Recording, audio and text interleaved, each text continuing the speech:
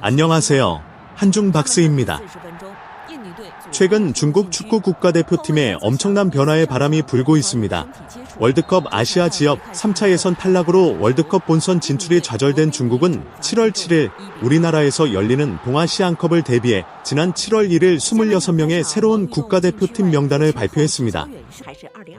26명의 새로운 중국 축구대표팀 명단은 중국 내에서 대대적인 물갈이 또는 청춘의 바람으로 불리우며 화제가 되고 있습니다.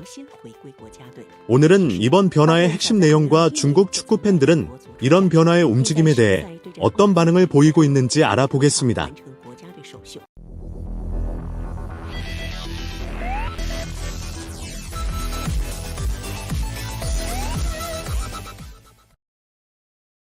(7월 7일) 우리나라에서 열리는 동아시안컵을 대비한 중국 축구팀 개편의 가장 두드러진 특징은 크게 세 가지로 나눌 수 있습니다.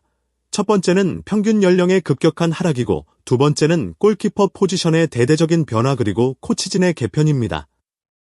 中国男足公布东亚杯的集训名单，共有26人入选，其中6人来自上海申花，而北京国安和上海海港各有5人入选。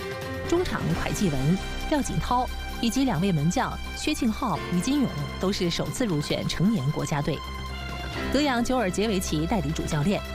本届东亚杯，国足将在7月7号首战对阵东道主韩国队，之后相继迎战日本队和中国香港队。 이번 중국 축구 대표팀 개편의 가장 큰 특징은 바로 젊음입니다. 이번에 선발된 26명 선수의 평균 연령은 25.4세로 이전에 비해 크게 낮아졌습니다. 특히 수비 라인의 평균 연령은 24.7세, 공격 라인은 25.4세로 젊은 선수들이 전면에 배치되었습니다. 30세 이상 선수는 단 3명에 불과하고 20세 이하 선수도 3명이 포함되어 2000년 이후 출생한 선수들이 전체 명단의 절반 이상을 차지하고 있습니다.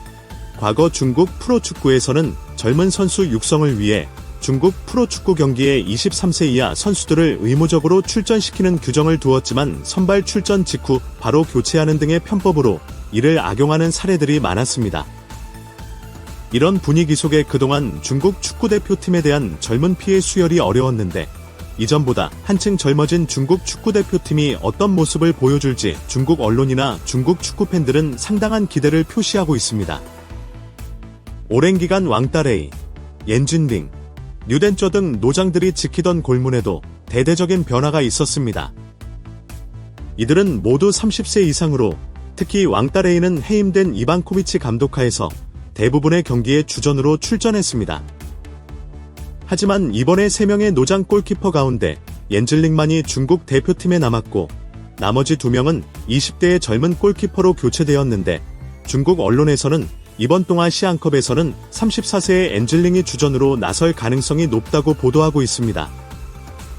다만 옌진링 역시 30대 중반이기 때문에 중국 축구 대표팀의 세대교체 움직임 속의 골키퍼 자리에서도 변화의 바람이 불 것으로 보입니다. 선수 구성뿐만 아니라 코치진에도 변화가 있었습니다. 기존 중국인 수석 코치였던 정즈 대신 정어우량이 새로운 중국인 수석 코치로 합류한 겁니다. 정즈는 보수적인 전술과 책임감 부족 논란으로 비판받았으며 일본과의 아시아 3차 예선 첫 경기에서 0대7 대패를 당한 후 여유롭게 쇼핑을 즐기는 모습이 중국 언론에 소개되어 중국 축구 팬들의 공분을 샀습니다. 월드컵 아시아 지역 예선을 맡았던 이반코비치 감독이 해임된 가운데 U20 중국 대표팀을 이끌었던 조르제비치 감독이 동아시안컵 중국팀의 감독으로 나서게 되는데 젊어진 선수단과 개편된 코치진과 함께 어떤 모습을 보일지 귀추가 주목됩니다. 월드컵 아시아 지역 예선 탈락 후 동아시안컵을 대비하는 중국 축구대표팀의 대대적인 변신은 중국 축구가 직면하고 있는 위기와 필요성에서 비롯되었습니다. 2019년과 2023년 아시안컵에서 중국 대표팀은 평균 연령이 가장 높은 팀 중 하나였고 젊은 선수 수급이 심각한 문제로 지적되었습니다. 중국 축구협회의 분석에 따르면 30세 이상 노장 선수들의 출전 비중이 62%에 달했지만 승률은 28%에 불과해 노장 의존증이 발전의 병목이라고 판단했습니다. 이런 가운데 최근 몇 년간 시장 원리에 따라 젊고 유망한 선수들이 자연스럽게 등장하기 시작했습니다. 이번 시즌 중국 슈퍼리그에서는 U23 선수들이 총 24골과 17개의 어시스트를 기록하며 과거 U23 정책 시기보다 훨씬 뛰어난 활약을 보였습니다. 이는 시장의 선택이 인재 양성에 가장 효과적임을 입증한 것입니다. 중국 축구의 내부적 요인과 함께 한국과 일본의 세대교체 성공 사례도 이번 중국팀의 세대교체에 영향을 준 것으로 보입니다. 일본이 2018년 월드컵 이후 평균 연령을 24.3세로 낮춰 2022년 월드컵 16강에 진출했고, 한국 또한 손흥민, 황희찬 등 젊은 선수들을 중용하여 성공한 전례가 있습니다.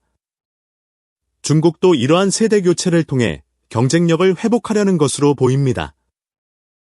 다만 이런 중국 축구협회의 움직임에 대해 중국 언론과 축구 팬들의 반응은 엇갈렸습니다. 지지자들은 진작 교체했어야 했다며 긍정적인 반응을 보이고 있지만 일부 팬들은 너무 성급하다는 우려를 표하며 특히 수비 라인의 평균 신장이 기존보다 3cm 낮아져 공중볼 방어 능력이 약화될 수 있다는 지적을 하고 있습니다. 또한 중국 축구협회에서 한동안 야심차게 진행했던 귀화 정책과 관련해 2천만 유로 이상을 들여 귀화시킨 허우용용과 양민 같은 선수들이 이번 대표팀에서 제외되면서 자원 낭비라는 비판도 나오고 있습니다.